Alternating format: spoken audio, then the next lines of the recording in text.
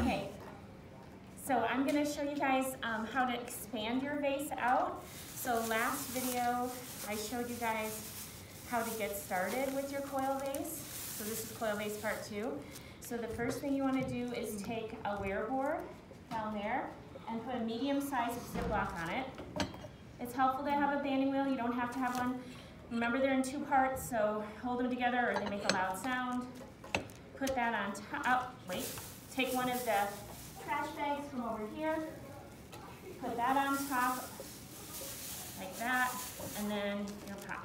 That way you can easily wrap it up and when you're done at the end of class. So even though this was on plastic, mine dried a little bit, so you might have to start with the coils again. The first couple coils we usually just put on straight. If you want an exposed coil pot, you slip and score. If you want one that is smooth, you have to smooth as you go along the way with that.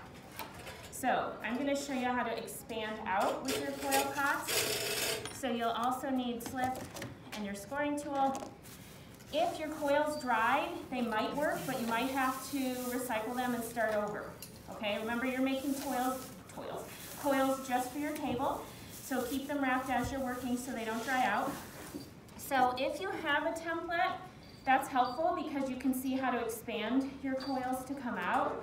If you don't have one, you can still kind of freeform it. The nice thing about a template is you can move it around to make it very symmetrical, and this cardboard is on the back counter under the cookie cutters. So to make it start bellying out, if you have a pot that bellies out, you would get out your slip and your scoring tool. Thank you. And then the next coil that you put on, instead of putting straight on top, it's going to go on the outside edge a little bit. Remember, it overlaps.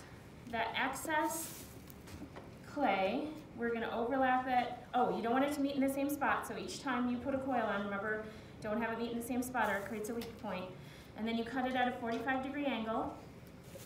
You remove that excess clay, and then you need to slip and score that on as well. So every time you add a coil, you have to slip and score both sides. If you don't do that, then it's not going to stay in the firing. So every coil that you attach, you need to slip and score on your piece. So you can use your finger or thumb, or if you're smoothing it out, you can just use your scoring tool and score it along the way as you're building.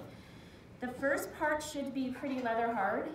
If it's not, if it's really wet, do like 3 or 4 coils and then put it by the fan a little bit. I only have 1 fan, I'm gonna get another one. 3 or 4 coils so that you're not adding too many coils at once. If you add too much weight at once, it collapses.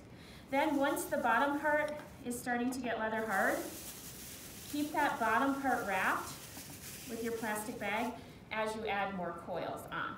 So today I showed you how to belly out. To start to bring it in, after you belly it out again, you can kind of guess, the coils would start to then go on the inside and come in. So most of you today are still at the stage where you need to get a base. I recommend that you get one of the little bases unless you want a bigger pot. It needs to be 8 inches tall, but it can be as tall as a 12-inch ruler. Okay, don't go much taller or wider.